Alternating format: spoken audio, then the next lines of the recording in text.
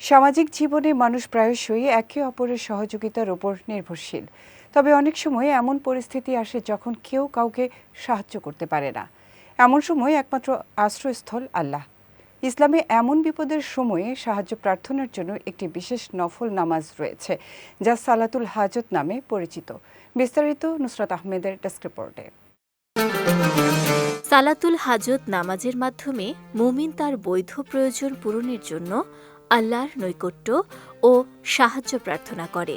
রাসূলুল্লাহ সাল্লাল্লাহু আলাইহি ওয়াসাল্লাম যে কোনো গুরুত্বপূর্ণ কাজ বা বিপদের সময় এই নামাজ আদায় করতেন এবং সাহাবীদেরও এ নামাজ পড়ার পরামর্শ দেন। কুরআনে আল্লাহ তাআলা বলেছেন, যারা ঈমান এনেছ, ধৈর্য ও নামাজের মাধ্যমে আমার কাছে সাহায্য চাও, নিশ্চয়ই আমি ধৈর্যশীলদের সঙ্গে আছি।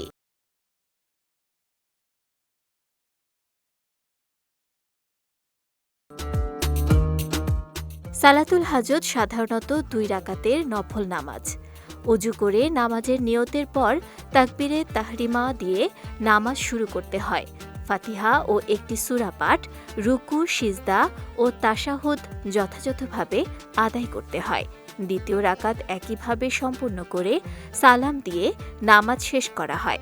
হযরত হুযায়ফা রাদিয়াল্লাহু তাআলা আনহু বর্ণনা করেন, রাসূলুল্লাহ সাল্লাল্লাহু আলাইহি ওয়াসাল্লামের সামনে যখন গুরুত্বপূর্ণ কোনো প্রয়োজন বা বিষয় চলে আসত, তখন তিনি সঙ্গে সঙ্গে নামাজে দাঁড়িয়ে যেতেন। নামাজ শেষে আল্লাহর প্রশংসা ও নবীর উপর দুরূদ পাঠের পর নিজ ভাষায় প্রয়োজন মতো দোয়া করা যায়। সালাতুল হাজত নির্দিষ্ট কোনো সময়ে সীমাবদ্ধ নয়, তবে সূর্যোদয়, সূর্যাস্ত ও মধ্যাহ্ন সময় এড়িয়ে চলা উচিত।